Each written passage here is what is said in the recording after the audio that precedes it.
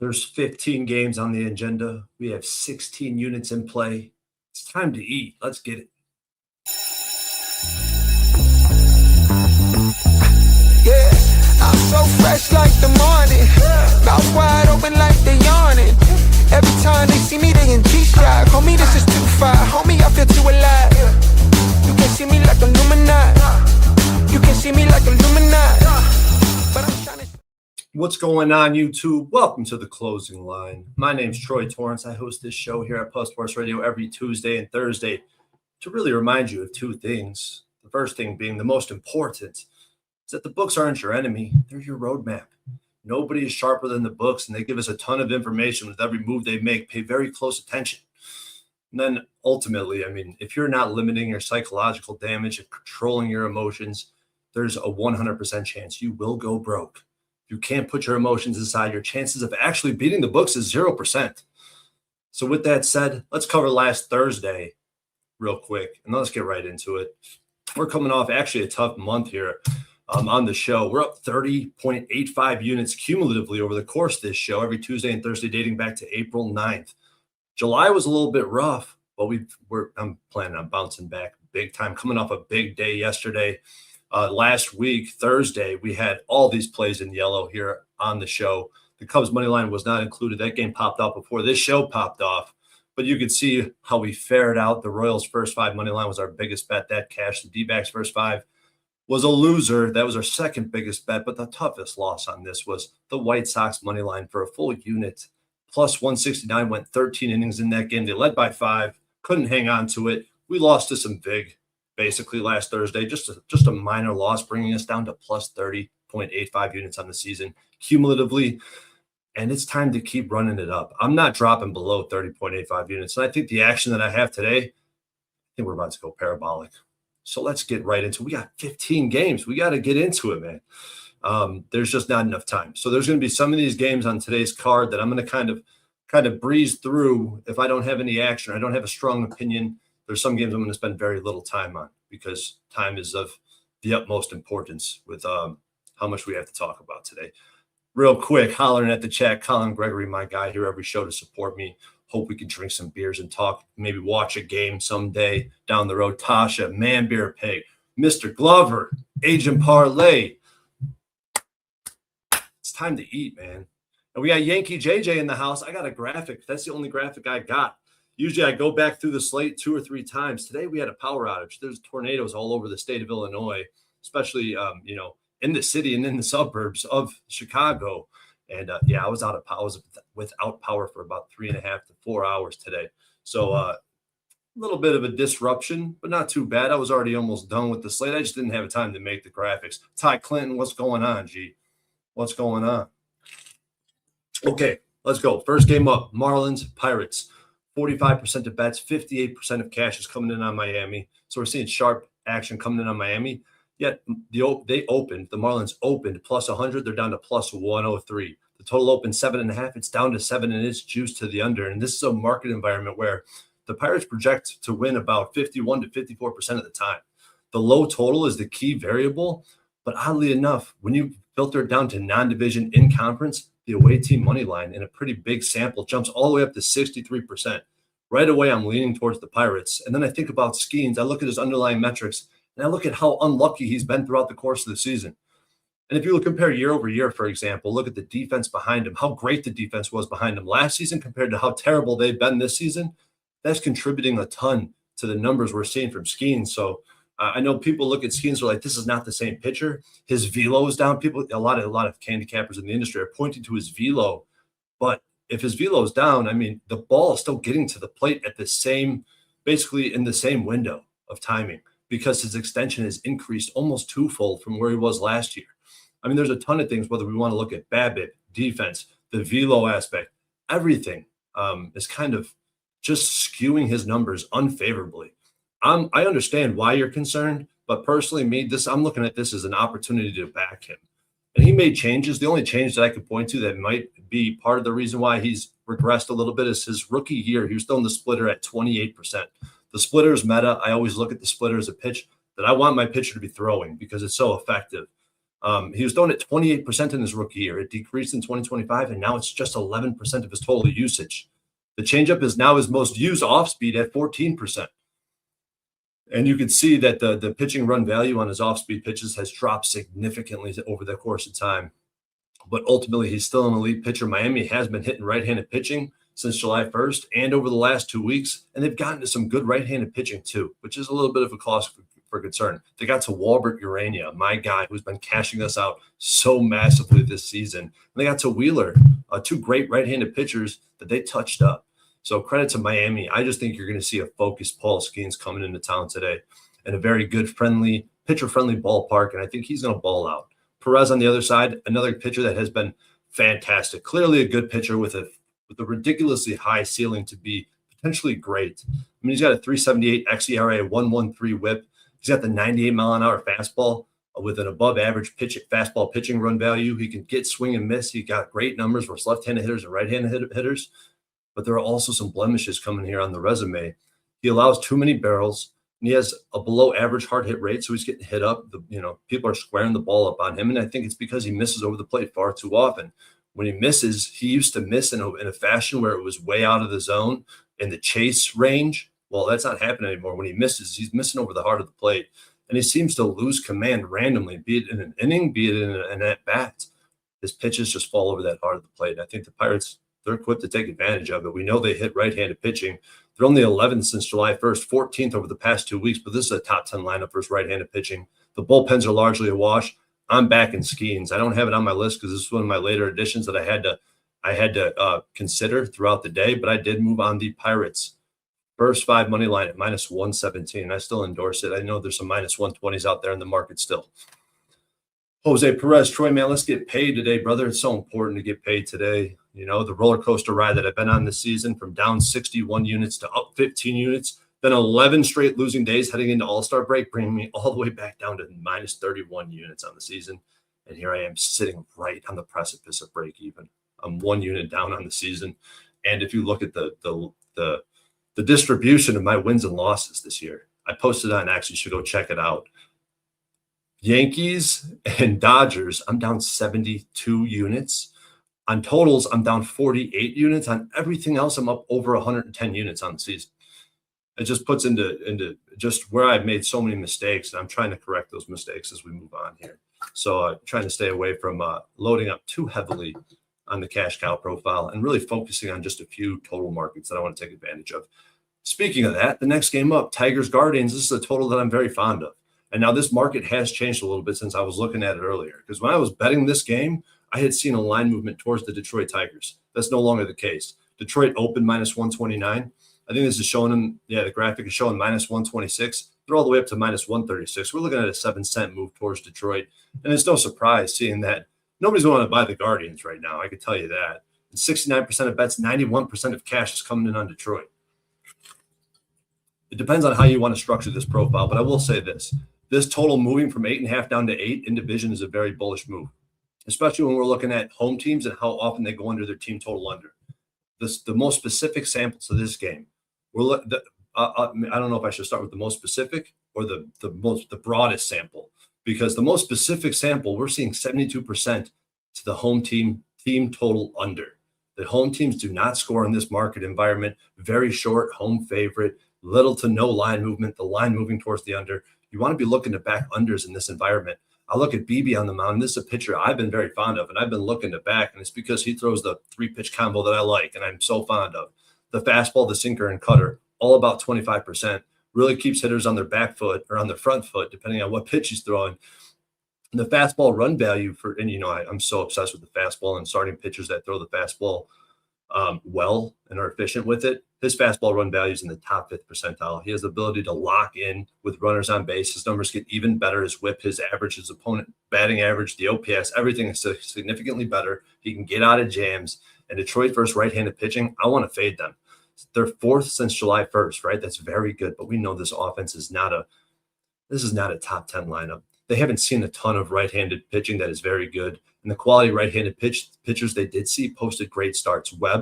Logan Webb from the Giants, 8 innings, 4 hits, 1 earned. Landon Root from the Giants, 5.1 innings, 2 hits, 1 earned. Brayan Wu, 7 innings, 3 hits, no earned. But they hit up guys like Jack Perkins. That's pretty good. This is Tanner Beebe, and Tanner Beebe has good numbers versus this lineup historically. Then you got Anderson on the other side. I feel like we don't have a massive sample on this guy that, hit the. So he's coming off 3.2 innings, 3 hits, no earned on the road in Seattle, who can't hit anything at this moment. That 3.2 innings is the high watermark of his season. He's never gone longer or deeper into a game than 3.2 innings. And he is the most basic of standard. Like the pitch mix is just so standard. It's not something I would ever get excited about, but he does throw a fastball up in the zone, focus on the changeup, curveball down in the zone. And I think we can get into this bullpen early. I think the Guardians are the side to be on. So I'm on the Guardians money line plus 116, but I also, like I said, I'm on the under 8.5. I was betting this earlier. I think if you can get a non-juiced 8, I still think that's a value play. But I think probably the most bullish I am on any play in this game is the Tigers team total under 4.5 at minus 130. I think that's worthy of a bet in itself. If you're looking for one bet in this game, it's the Tigers team total under. But I like to spread out my risk, essentially de-risk a little bit by diversifying my action so that, Guardians, they could win the game or they could lose the game and Tigers go under their team total. We know the Guardians offense hasn't been that great. But the Guardians offense is a below average offense. I think both these offenses are. Under 8.5, Tigers team total under 4.5. It's probably my favorite play of the board on this game. But I also have the Guardians plus 116. So first 2 games up, we got action in both. And okay, we got out ahead a little bit. We only 10 minutes in and we got through 2 games. It's pretty good. We got through the opening. Tigers bats are on a rail. Be careful. I know. Hold on. Did I miss some of my? Okay, hold on. Before I move on to the next game, Detroit Tigers right now, they're running extremely hot. John Bender's bringing up a good point in chat. They went 7-2 on their road trip. But I asked against who? The Athletics, the Seattle Mariners, and the San Francisco Giants. 3 teams that I think are the bottom of the barrel when it comes to the MLB, especially in their current form. Those 3 teams are the worst teams in baseball in their current form. And before that, they were at home versus Baltimore and Kansas City Royals. Those are 2 more weak baseball teams.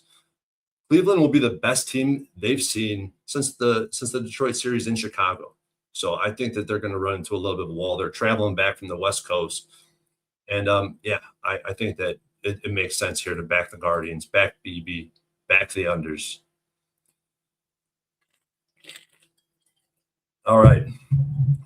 Gifford, I like Otto Lopez today. See, I wish I should probably spend a little bit more time. If I did have more time, I would like to look more at the batter versus pitcher specific, see how teams match up versus specific pitch mixes. And I have a note on a game later where I do talk about that actually. So I do sometimes, especially when I'm looking at the splitter, I want to see how teams perform against a splitter.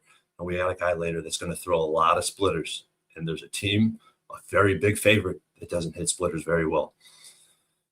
Next game up, the Natties versus my Chicago Cubs. And this is no surprise. 75% of bets and cash is coming out of the Chicago Cubs. Nats open plus 148. It says they're down to plus 141, but they're at plus 157. I had the Nats open in plus 141. I have them up at plus 157 currently, and that's a very bullish move in terms of backing the Chicago Cubs. And it's a little bit of a tricky market, but non-divisional home teams that close between plus 135 and plus 165 with a total between 8.5 and 9.5. We're still sitting at it's 9 right now. Perfect. Right in the middle. Well, the away team in that sample is 29-15, straight up 66%. If we incorporate the line moving towards the road team is now 33-17, straight up 66%, 26-24 on the run line. Obviously, I'm going to be betting the Cubs. The matchup and the market is going to dictate by how much I'm going to bet on the Cubs. And why do I bet on the Cubs every day? I get a lot of heat for this, as if I'm just betting this blindly. I am a fan. This is probably the only one, the singular professional team that I'm a fan of is the Chicago Cubs. I'm talking NFL, MLB, NBA, all that. I mean, it's just the Cubs for me. Why do I bet on them every day? Well, first of all, if it's not broke, don't fix it. I've been betting this Cubs team profitably for 2 seasons now. And it's because they have the best defense. Right now, they have the best defense in MLB history. And I think that's the most undervalued variable in all of handicapping is defensive. How the importance of defense. A starting pitcher rotation that's perceived as weak from the broader market, but they get an ultimate boost from their defense. And a lineup that takes turns producing. They could hit both left-handed pitching and right-handed pitching. It's the best lineup in baseball against pitchers that are top 25% in ERA. And the if you look at WOBA over the past 2 seasons, the Cubs are the best team, best offense in the MLB, and especially when you're looking at you isolate starting pitchers that are top 25% in ERA, and that's qualified pitchers, at least 100 innings. Okay. Cubs smash. Let's go, Alan. Let's go. I love to hear that, bro. BB pitched good both games against the Tigers this year. Yankee JJ, yes, sir. Yes, sir. BB's got good numbers versus that Tigers lineup. But we look at Imanyaga in this matchup, coming off 5 innings, 8 hits, 1 earned at home versus the Dodgers, and it was a really impressive start because the total was sky high in a day where the wind was blowing out at Wrigley Field, and he's shown massive improvements year over year.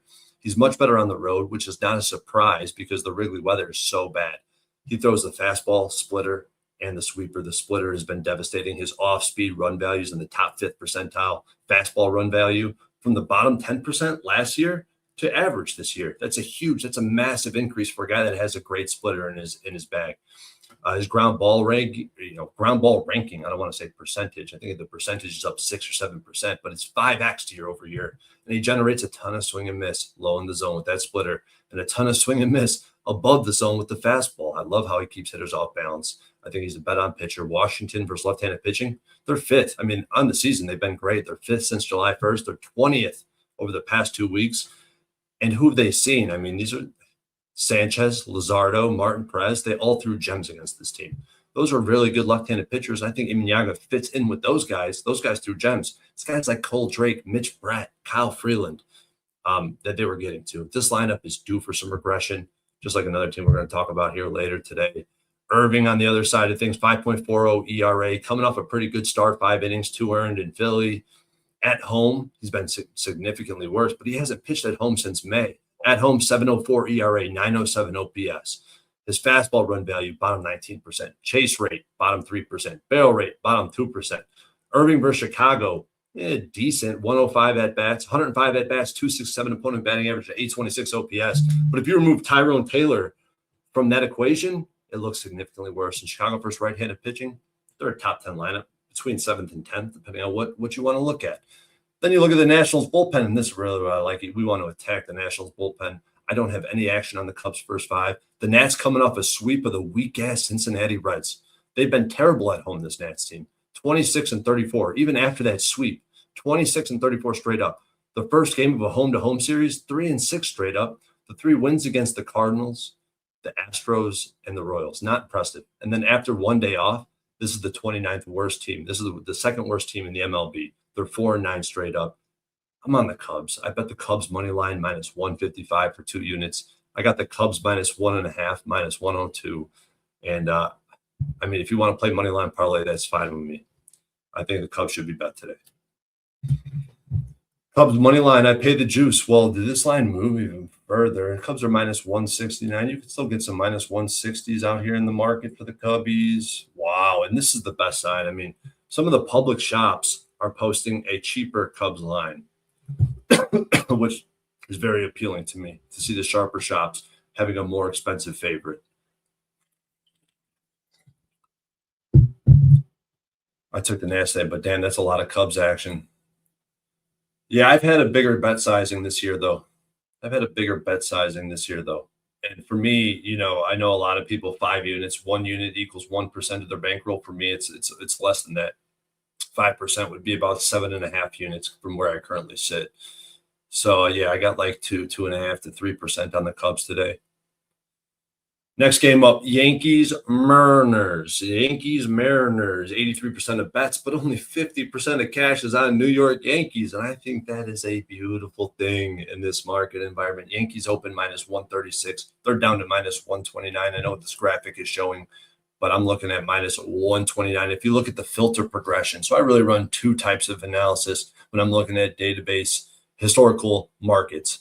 I run the filter progression. I run a combo analysis. In this specific market, it doesn't matter what you want to do here. I chose to go with the filter progression because I love the confluence. Look at the first variable, L1, open between minus 145, minus 125, close between minus 140, minus 125, minus 120. That accounts for this very small market move, right? It's a big sample, 557, very small edge. Look at another filter, non-divisional, very important. The edge increases a little bit, up to 57% on the money line. Incorporate the cash flow. It's juice. We had an 8 juice to the under. It's between 7.5 and 8. Now we're starting to get somewhere. Now we're looking at a 61.5% on the money line, 4.8% edge versus implied. Look at a very small line move in that sample, stays about the same. And then the most important variable of this entire profile, when the sharp action is on the road team, you want to be fading that sharp action every single time in this market environment. As long as you don't see these big moves towards the Mariners, you'll be looking at a very profitable market history. And that's exactly what we're looking at here today. That last line, 68% on the money line, 11% versus implied. This is an auto bet, 1 unit on the New York Yankees. That's how I played it. I look at Brian Wu. He's been great, but the story has not changed for Mr. Wu. That's for sure. He's been elite at home, terrible on the road. He's coming off a home start. This is exactly where you want to fade him. Coming off a home start, 7 innings, 3 hits, no earned against Detroit. Here's Detroit against another right-handed pitcher, a good one. What did they do? 7 innings, 3 hits, no earned. But on the road, what does Wu do? 149 whip, 6.71 ERA, 300 opponent batting average. It's not the same pitcher on the road. And this happened recently. He came off a very similar start at home against Baltimore, 7 innings, 3 hits, no earned. Then he went on the road to Pitt, 4 innings, 2 whip, 5 earned.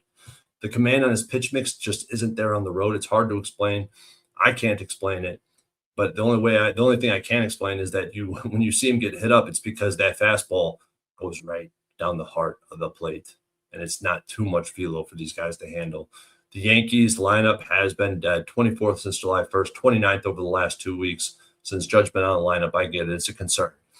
Weather's one of the trickiest pitchers to handicap in all of baseball. He can post 6 innings of 0-run baseball like he did the last 2 starts, or he can go out there and like he did the 3 consecutive home starts prior to that. Pittsburgh got him for 5. Minnesota got him for 4. Detroit, he didn't even go 2 innings, gave up 2 runs. But there's some things I don't like about him, but there is a lot to like because we've seen him string together good starts. We've seen him post quality starts at home. The fastball run value is not there, and that's I do have concerns with the matchup. There's no doubt about it. But Seattle on the road versus a left-handed pitcher, I think this is a spot we want to be on the Yankees, and I did. I'm on the Yankees money line -126. The updated market. After that, I've seen this market move towards the Seattle Mariners. I had to bet this. So I'm on the Yankees.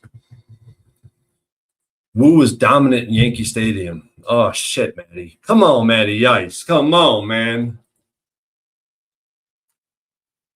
Well, if that's the case, he's been dominant in Yankee Stadium. He's been dominant on the road throughout his career. And I remember I was part of the Wu fan club. I was backing him when he was struggling, both on the road, at home. I was trying to fade the road narrative, and it just continued to happen where he just continued to give it up on the road. Regardless, it's not like I think the Mariners are going to put up a great offensive performance, but they could. Nah, it's all good, Matty. It's all good. I'm being hyperbolic. Next game up, we got the Blue Jays and the Red Sox, and I'm shocked to see what I see in this market. This is one to start looking at where the cash flow is elsewhere. Because on action, 58% of bets, only 22% of cash is on Toronto. That is surprising to say the least. We look elsewhere, 71% of bets, 80% of cash is coming in on Boston. So even with Cease on the mound, everyone's like, fuck it. Give me the Red Sox. And I say, fuck that. Give me the Blue Jays. And I'm backing them in the first 5 in this spot. I backed them yesterday. It was a market where nobody wanted Tyon. I'll tell you that much. No one's betting unders and money line on the Blue Jays with Tyon on the mound. I was, because that market was bullish and they cashed us out. Here I am again, backing the Toronto Blue Jays, and I'm backing them in the first 5 because the splits between the first 5 and the full game is damn near 50 cents all across the board. The bookies are putting they're just putting it out there. They're letting us know what's going on here. The Blue Jays have a massive advantage in the first 5, and why is that? Everyone knows this, right? It's Dylan Cease. I think he's been by far the best pitcher in baseball, and it's the longevity of his starts. He's coming off 7 innings, 2 hits, no earned in Chicago. Probably the best start I've seen in multiple seasons against the Chicago Cubs. Last time against Boston, 9 innings, 1 hit, no earned. And it's just that he's just giving you so many innings. He's going 7, 8, 9 innings into the game. And that's so damn impressive because It just seems like he gets better as the game goes on. And what made him so much better year over year is this fastball usage and efficiency. He's using the fastball 45% of the time and 90th percentile when it comes to efficiency. And he's also increased the usage of his changeup, which pairs well with the best slider in baseball. So he's the wipeout slider. The fastball he's becoming more confident in. And if you're betting against the Red Sox, you want to be backing a right-handed pitcher. Then you got Sandoval on the mound with a 4.48 xERA, coming off 5 innings. Not a big sample to work with here. He was, coming off 5 innings, 6 hits, 2 earned against Chicago White Sox. He had 2 road starts this season, one against the White Sox, one against the Athletics. He pitched well against Toronto. The only time he's seen him, 4.2 innings. I don't know how well it was. I mean, I think it was kind of a lucky start. I mean, 4.2 innings, 5 hits, 2 walks, no earned. So he allowed 7 base runners. He had a below average whip, didn't allow any runs. And it's not like I'm bullish on this Blue Jay offense. It's not like that's the case. But I do think that they can get to Sandoval. I know they have not hit left-handed pitching. This has been the worst lineup in baseball against left-handed pitching, but I can't ignore the 50-cent split in the first 5 the full game. And I look at Pablo Sandoval. He throws the sinker 18%, but only 9% of the time versus right-handed hitters. Toronto's going to have 7 or 8 right-handed bats in their lineup today, which means his fastball usage is going to be around 30%. That's the fastball usage I want to fade. And the four seam has been his worst offering. The opponents are batting 423 off his fastball, 692 slug. The spray chart looks awful. I expect Sandoval to struggle in this start. And I know the Toronto offense doesn't really lead you in that direction, but based on this first 5 market, it's undeniable. Right? How could you go against the bookies in this form or fashion? Who is Toronto seeing? What left-handed pitcher? So you look at the WRC plus, the average, the OPS. Toronto's not doing well against left-handed pitching. There's no doubt about it. But who have they seen? Luzardo, who's an absolute dog. Peterson and Wrigley with the best defense and a low total, 7.5 total. Suarez, who's a dog. Minaya, Peyton Toll, Bennett, Luzardo again, Sanchez, Sale. I mean, the one inexcusable performance for left-handed pitchers is Liberatore, which I'll give him a break for one. I think Toronto first 5, -0.5, -115. That's what I bet. I do think it's still worth, getting some action down on that. Yeah, right. I mean, Red Sox reeling and cease on the mound, not good for them. And then you look at the 50-cent split between first 5 and full game, and it's like, shit, I gotta bet it. So I think every game so far I bet, and I bet the next one as well.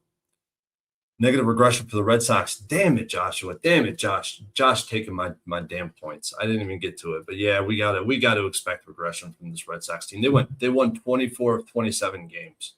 I mean, now they've lost 3 in a row. It's like the air is being let out of the balloon almost. It's unstoppable. Like it's all going to come out before they could fill it back up.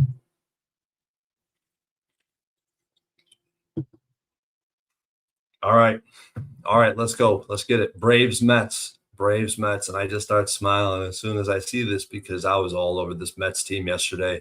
Had 3 units on the first 5, had a unit on the full game, and it was a glorious win. And I was talking to all my closest contacts in the industry for the most part, and we were all on the same page as the Mets are a bet-on team at the moment. We look at this market. Let me make sure it stayed the same. -131 open for the Braves, -125 currently. The total sitting at 8.5. It was juiced to the moved up from 8, heavily juiced to the over. Not a lot of movement on this total. But home teams, I mean, this is exactly a market where we got to be back in the Mets again. Home teams that open and close in this 56 to 59% implied range with a middling total in division with a very slight line move, only 10 cents. The home team is 44 and 30 straight up. But it's when you start incorporating all the cash coming in on Atlanta, that's when the profile starts to flip, completely flip. And 80% is the Mason-Dixon.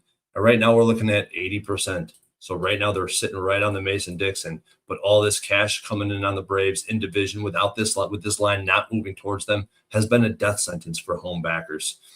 I look at the matchup, and it's a little bit tricky because I like Perez. He's pitched above his expected. I know the xERA suggests regression, but he's pitching above his expected year in and year out. It's been 6 years in a row. He's coming off of 2 home starts where he went 10 innings, 1 hit, no earned. He's been too damn good. It's almost too good where you do want to fade it because he's not elite. He's not an elite pitcher. He doesn't have elite stuff. He has elite command.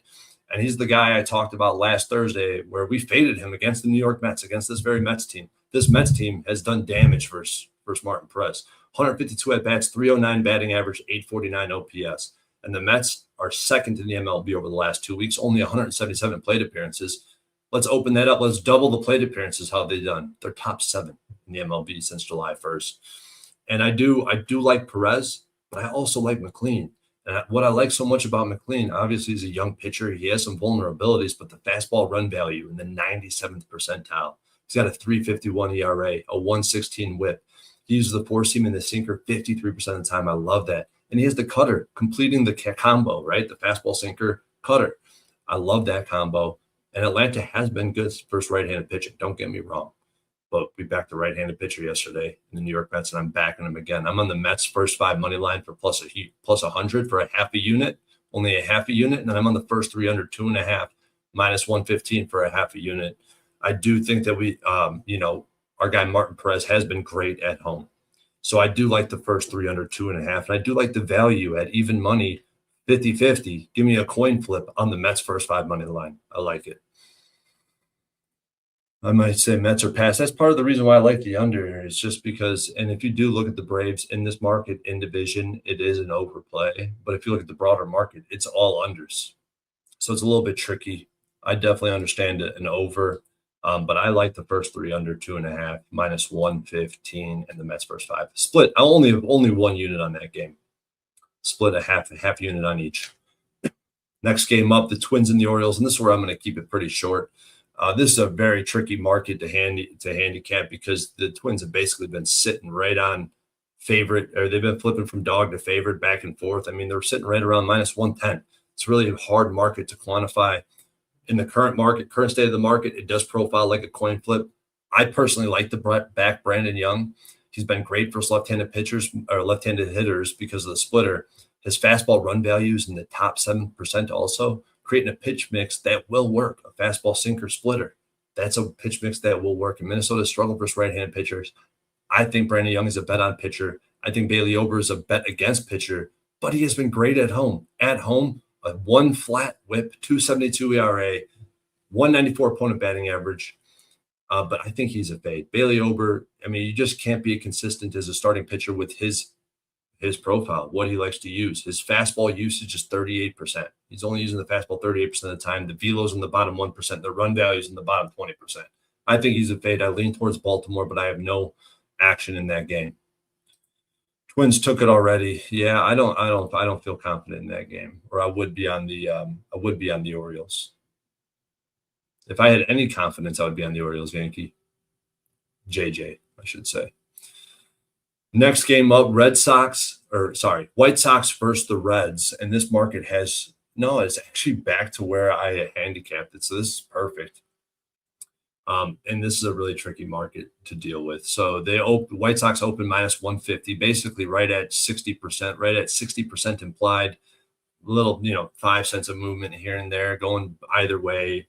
Pretty tricky market. But if you isolate it and you look at just this type of market out of conference with a less than 10 cent movement, I mean, home teams are straddling break even pretty much through and through. That's why I haven't moved on this game, because I wanted to move on the under in this game. I wanted to move on the White Sox in this game because I love Burke and what Burke brings to the table. And it's his usage, again, going back to the fastball. I'm going to sound like a broken record. His fastball usage at 53% with the run value in the top 3 percentile. He's got the wipeout knuckle curveball. And it's really the only 2 pitches he needs to be successful, the fastball and the knuckle curve. He's shown that he can get by with just those 2 pitches, and he's very confident with both of them. Lodolo, on the other hand, we know he's better than the underlying numbers. He's got a 6.15 xERA. But he's coming off a few good starts, coming off 5 innings, 5 hits, 2 earned against Chicago. And it's after a rough start, has been extremely good, and we've been on him. The past few starts, we backed him against Milwaukee. We cashed there in the first 5. The major problem is offensive production. The Reds in Lodolo's starts have averaged less than 2 runs in his last 6 starts. The Reds offense is a fade at the moment. Not at the moment, all season long. And the White Sox, actually, their offense has been a fade too. Since July 1st, they're 28th versus left-handed pitching. They're 11th on the season, so they're currently a slide. They're sliding right now down the scale. I lean towards the under. I think both pitchers can pitch well. I do lean towards the White Sox, but I have not moved on this game. Yes, sir. Red flag and everyone on the fish. RF6585. My man. I like it. Red strikeout too much under. I agree with that. Under sentiment. It's just that the total's so low on. I'm out here in Chicago. It's kind of humid outside. It's not as hot right now, but it's really humid. I don't know how I didn't look at ballpark pale in this game, but I do think that the under is definitely the way I would play this game. If I was $500 free bet, it'd be on the under. Cubs game under.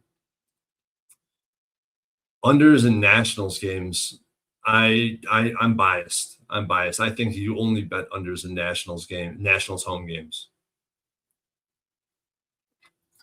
Take an alt line and parlay it. Yeah. There's some decent money line parlay options out there too. That's actually something to consider. I have never really looked at the alt total markets very much. I probably should. I wonder how alt totals, how the math works out with them in parlays. It is a Nats home game. That's why I don't trust it, flat face. I don't trust it. I'm biased in Nats home games when it comes to totals. I only think you should be betting unders just because I know the public sentiment is, over in Nats home games. Like, it's just so consistent pretty much everywhere across the industry and in the Twitter sphere. You'll be seeing people backing overs, and I just want to back unders. Red Sox first 3 plus a half. First 3 plus a half. What the hell? Nasty motherfucker. Nate. And first 5. You crazy. Now you're talking crazy, Nate. All right, next game up. Cardinals, Phillies. Another game I'm going to be fairly brief on. It's not a matchup. It's a market, first of all, that's extremely break even. You see both teams straddling break even. And let's see if this market has changed any much. It hasn't. It's moved 1 cent since I've handicapped it. So it's been very, very stagnant. And you got right now, you're looking at the Cardinals who are sitting at 40% implied. And it's hard not to want to back that team at that number. Sanchez has been great. He's not an elite pitcher. He's a very, very good pitcher, but he's not elite. And I think it's because he only has 3 pitches in his bag. But it's really only 2 pitches because against righters, it's sinker changeup. Against lefties, it's sinker slider. Left-handed hitters have no chance against this guy. Don't get me wrong. But right-handed hitters are finding success. I think this is interesting. Against right-handed hitters, Sanchez, 151 whip, 292 opponent batting average, and a 774 OPS. He's a great pitcher. Don't get me wrong, but he falls short of elite. St. Louis is a team kind of wanted to fade. They're 19th or 20th on the season, depending on what window against left-handed pitching. Not a team I trust versus lefties. Not a team I trust.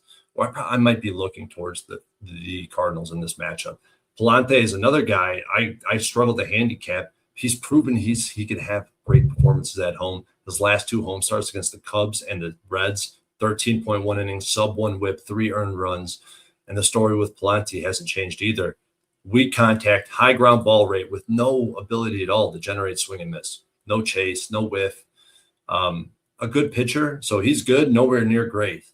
At least Sanchez is very, very good, borderline great, borderline elite.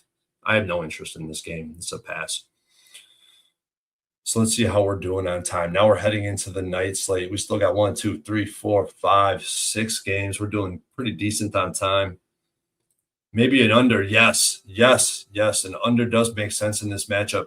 The line moving towards the under, that's where the market has changed. It opened at 8, basically a flat 8, and it moved towards the over. When I was handicapping this game, Cardinals Phillies this morning, it was juiced to the over 8. Now we're down to 7.5. That's a bullish move for the under. I know that for a fact. These big home dogs, line moving towards the under on a low total, goes under the total so frequently. Mark, amen. Troy in chat, just time to hear about Dirty Sanchez. Oh, man. I don't got much to say about him. I had a ton to say about the first 10 games we talked about. Cards killed me yesterday. I want to go back, but I forget it's lots of games. Yeah, I know. The cards looked appealing yesterday to me, too. That line flipping with Painter on the mound.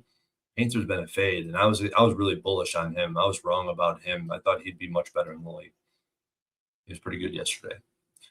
Next game up, Angels Rangers. Yesterday I was on this game two ways. I had the over. I was completely wrong about that, and I bet the over 8, and then it moved down to 7.5. One of the rare occasions where I was completely embarrassed by line movement, and I didn't buy out of my action. It wasn't because I didn't want to. It was because I didn't see I'm not looking at that right before first pitch or leading up to first pitch. I missed it. I should have been buying out of my action yesterday on the under. I pushed on the Angels first 5. One mistake by Detmers. They took advantage of it. But today I'm on the other side. I'm zagging today. I'm on the Texas Rangers. Angels opened plus 119. Holy shit, this line has moved. Angels open plus 119. They're all the way up to plus 135, and that just makes me even more bullish because looking at the history of this market, this line moving towards the road team only creates a profile that's just as profitable, if not more profitable, especially when you're considering the run line. In division, big road dog, line moving away from them, you fade the home dog, 100%. I have the receipts to back it up to substantiate that claim. Bradford on the mound, not a lot to say. Only one start, 3.18 xERA, 162 whip. So he had a lot of bad luck, obviously, in his first start. Left-handed pitcher with very low velo, with a changeup at 80 miles an hour. So his fastball at 88 miles an hour, his changeup at 80 miles an hour. It's really hard to project what we could expect from him. But based on this line movement, I think there's a reasonable assessment to make, especially looking at the first 5 price, which is more expensive. But that might reflect the Angels' terrible bullpen more so than the starting pitching matchup. Then you look at Ryan Johnson on the other side, and this is not a guy I have a ton of faith in. 7.11 ERA, 5.73 xERA, fastball sinker 27%. His fastball plus sinker, his fastball usage is only at 27%. He does have a splitter, which is really unique because he's basically a sidearm pitcher throwing a splitter. You don't see that very often. And I don't feel like any starting pitcher is going to find a lot of success at the MLB level throwing a fastball at such a low clip. It's pretty much that simple. And not to mention that his underlying numbers are terrible. Bottom 10% in pitching and fastball run values. The splitter is the only profile that pitches that profiles above average. The splitters is only above average offering. Bottom 10% in xERA and barrel percentage and ground ball percentage. And both left-handed and right-handed hitters have done well. In Texas, they've been destroying left-handed pitching, struggling a little bit versus right-handed pitching, but Ryan Johnson might be a perfect guy to break out against. I think the profile is too strong to pass up. I'm on the Rangers. I bet the Rangers money line at minus 136.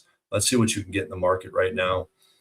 Some of these offshores. See, this is another situation where the favorite, you can get cheaper prices on the favorite on the public shops. 145 right now at DraftKings, 148 at FanDuel, 136, 145. That's 50. You're looking at 59-ish to 60% implied odds. Trust me, this profile, this market history is well above that mark. Cardinals, a bottom 5 offense at home. Jermaine, I didn't know that. Let's see, versus left-handed pitching. Let's see versus left-handed pitching at home over the last 2 months. All right, so let's go since July 1st.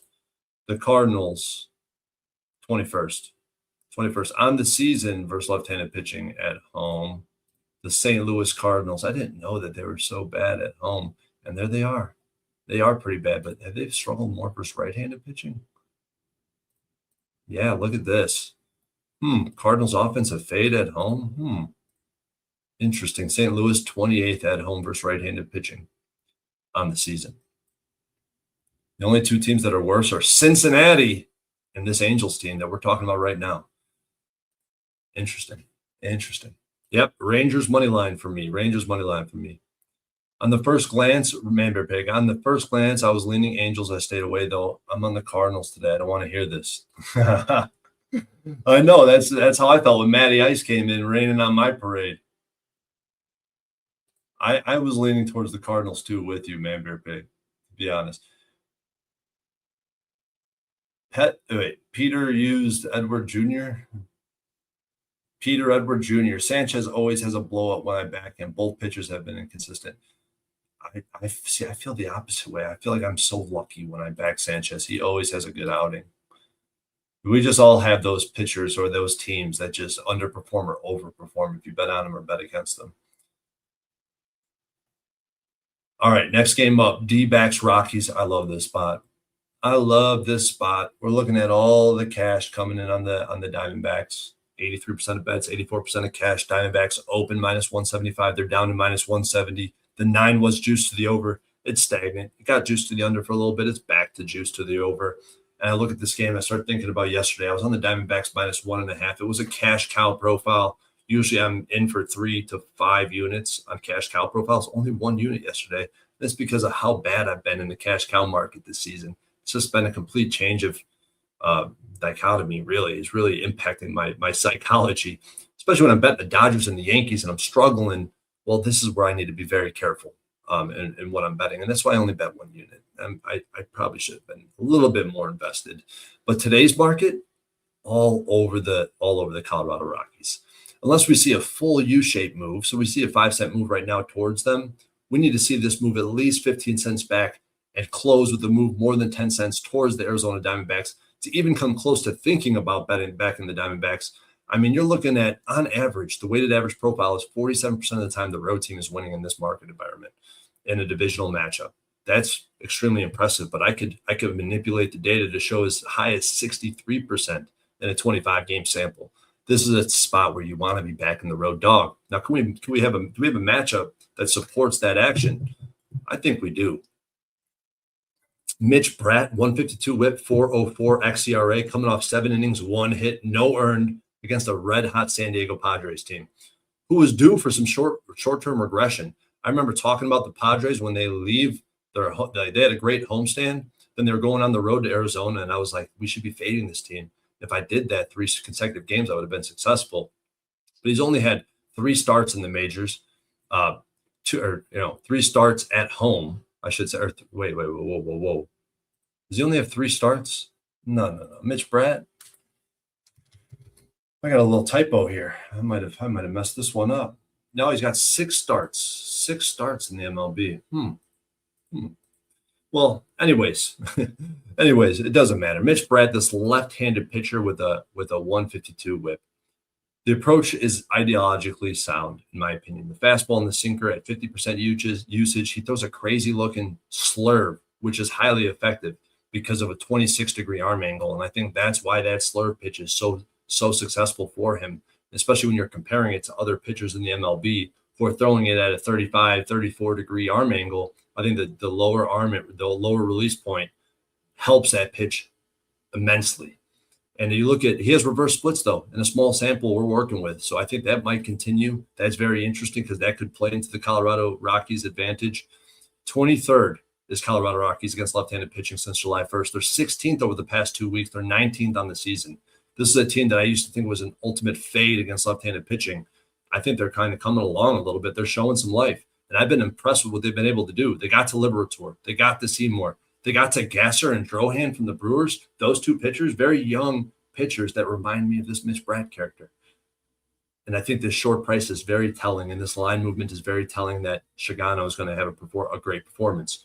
This Shigano's underlying numbers. You look at his Savant page, I would be wanting to fade this guy. He's got a 126 whip, which is good, but a 4.51 ERA and a 7.16 xERA. And if we ranked pitchers from highest to lowest based on their Savant page, Shigano would undoubtedly be in the bottom 1%. The only redeeming quality he has is he don't walk batters. He doesn't give out free passes. That's the only good thing he does. But then you look at the pitch mix, and I start to there's some things here I do like because he throws the splitter a ton. That's the most used pitch for him. And that's his. I think that's going to be a problem for the Diamondbacks, who versus the splitter have a 149 batting average, the 3rd worst team in baseball. He also has the fastball sinker cutter combo in his bag, but what kills the metrics in the Savant profile is the fastball. The 4-seam and the sinker have a 311 and a 410 batting average, respectively. But he can lean on that splitter in this matchup. He can generate some ground ball outs when he got traffic on the base path. He has struggled a little bit versus this Arizona team, 42 at-bats, 286 opponent batting average. But what do you do the 2 starts this year against Arizona? 1 start at home, 1 on the road, 12 innings, 13 hits, 4 earned runs. That's a pretty impressive performance. And on the season, this Arizona Diamondback team is 29th in the MLB against right-handed pitching. They're 19th since July 1st. So what I'm going to do, and I know the Diamondbacks have been uptrending, and I know they're not the 29th worst lineup against right-handed pitching in the MLB. It's hard to want to step in front of them based on how they currently, where we currently are in the MLB season. But the market and the matchup is undeniable. The Rockies must be bet. The Rockies must be bet today. And I'm going to isolate the first 5, which is where the bigger edge exists, in my opinion. I'm on the first 5 money line, plus 140 for a half unit. I'm on the Rockies first 5 plus a half, minus 105 for a half unit. So I got 1 unit on the first 5. And I also had the Rockies team total over 3.5, minus 135. The first team total over I've had all season long is on the Rockies. So that's the way I'm playing the Rockies. And honestly, I might be adding to this position if this market holds up. I am a little bit concerned and holding out to see if this market holds up, but I do think the Rockies must be bet. Rockies plus 3.5 runs and over 2.5 strikeouts for Shigano at plus 120. Interesting. How is Shigano in terms of Ks? Damn it. This makes me want to dive into props. I can't do it right now. We got 10 minutes left. We still got some games to cover. I loaded up on the Diamondbacks last night. Their leadoff hitter hurt me. Gifford, can you elaborate on that a little bit?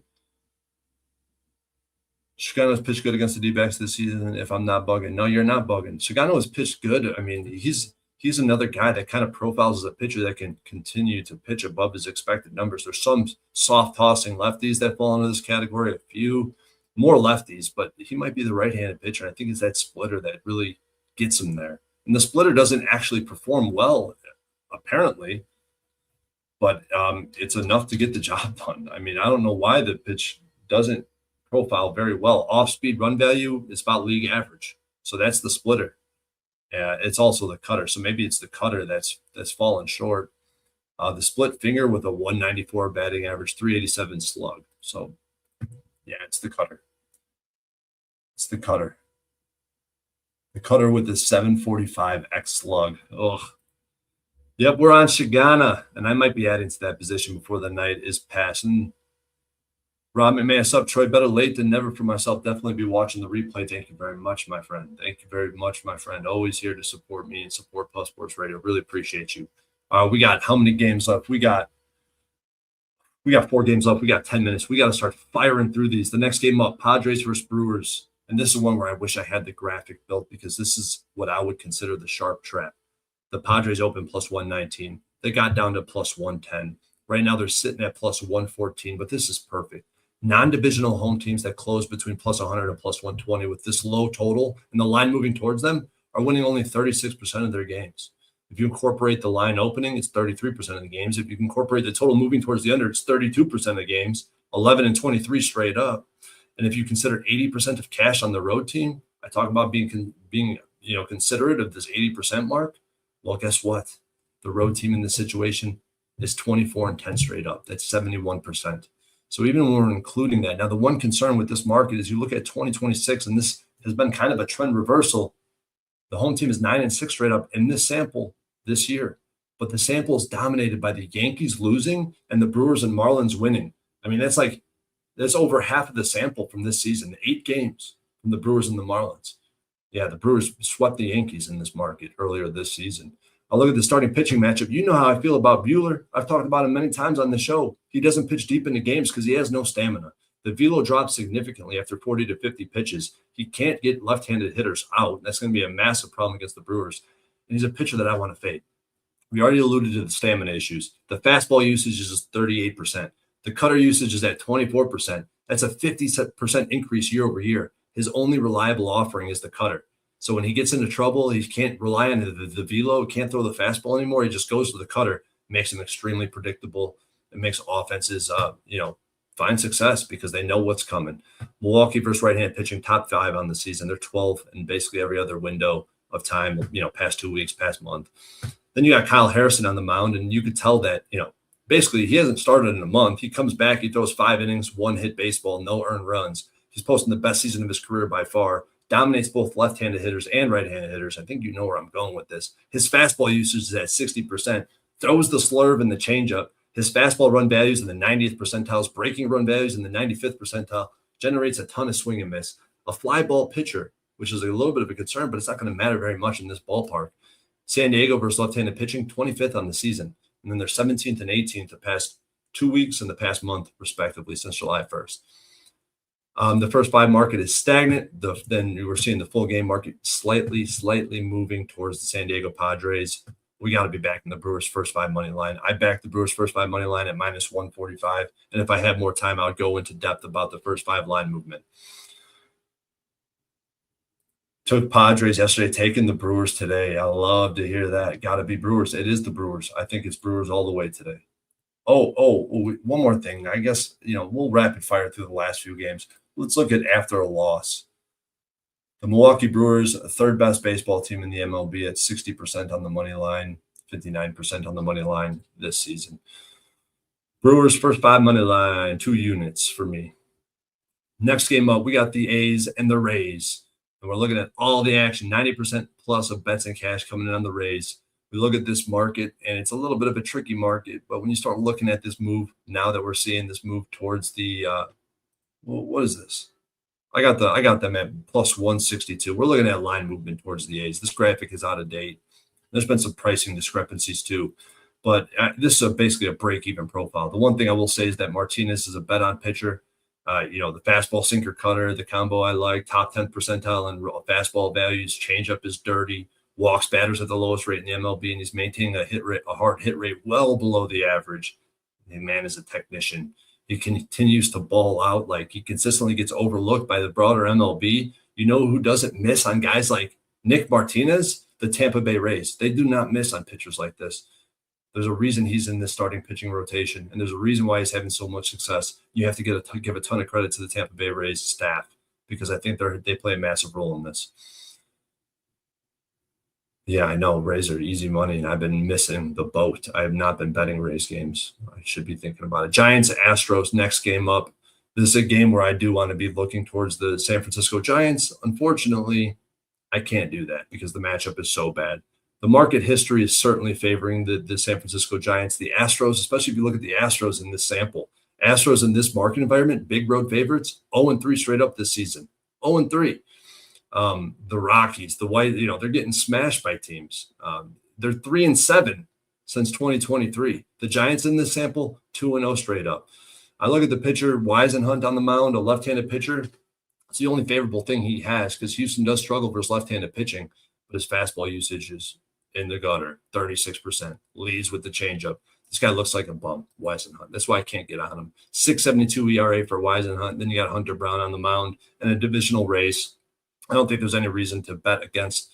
I was really considering a bet on the Giants. I decided to not move. So this is a pass for me. I could only bet the Giants. There's no way I'm going to be found. I'm going to be betting the Astros at this price. It's just too expensive. And I know San Francisco has been one of the worst teams in the MLB. Don't get me wrong. And I know Hunter Brown is a great pitcher. He's one of those really good but not elite pitchers. It's just too pricey. It's just too expensive. Even the run line is down to minus 110. I mean, it's just too expensive for a team that has struggled versus left-handed pitching. I just don't love it. I would only be on the Giants, but I don't love that spot.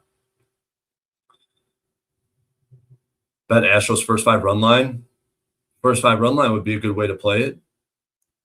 I would probably look towards the first 5 run line or first 5 money line parlay on the Astros. I probably wouldn't be involved on the full game. Last game on the card, we got 2 minutes to go. Dodgers, Royals, and it's no surprise, 90% of bets, 80% of cash coming in on LAD.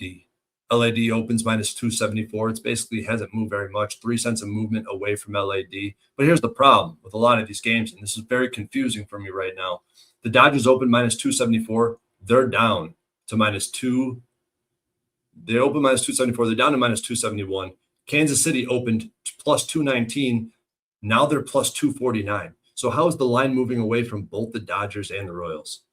It just doesn't make a ton of sense to me. It's not intuitive, and that's why I'm disconnected from this game. But the one thing I will say is if you profile this game for the total, you see a hella profile that is all the variables you could choose to include. They all support a bet on this under. Then I think about the matchup. We want to back left-handed pitching against this Kansas City Royals team. That game last night they got the school bowl a little bit. That's an outlier. That's not something that they're going to be able to repeat. I don't know what to expect from Snell. I don't. We faded him successfully his only start this season. We did it on this show. We faded him. We backed Atlanta.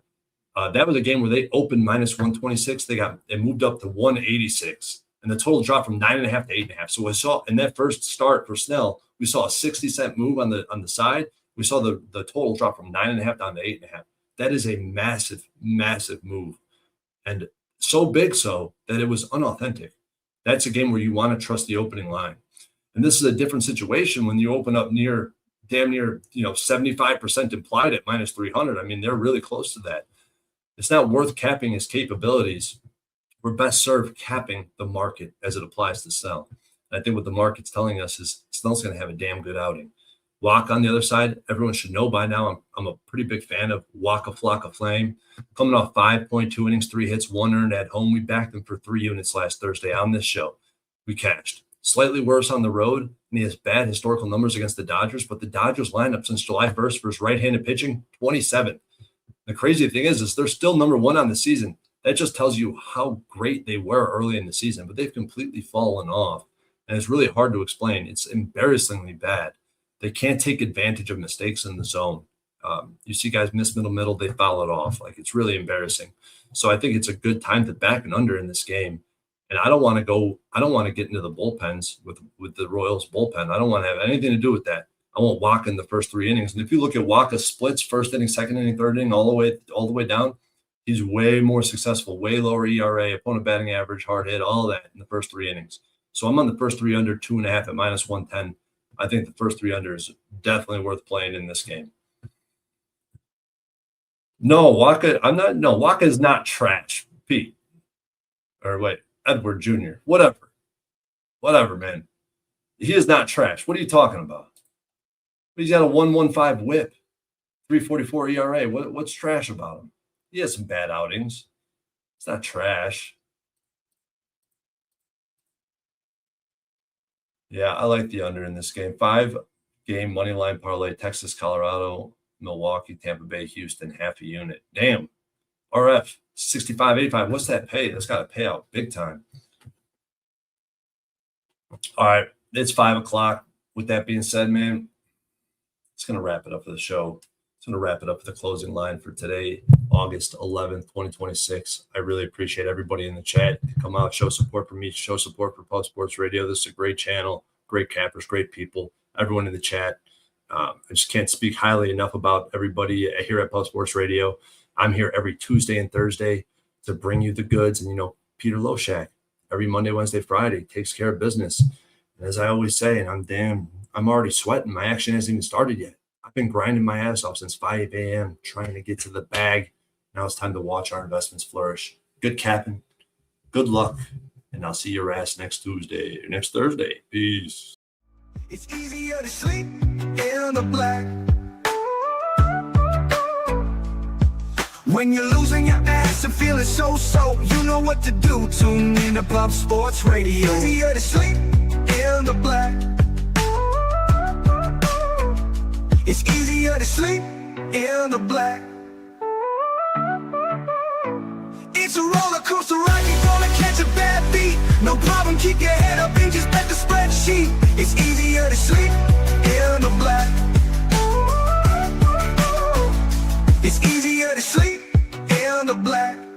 All thanks to Jeff Slaughter, these shows have our backs. POD's always rolling, especially the stats. Easier to sleep in the black.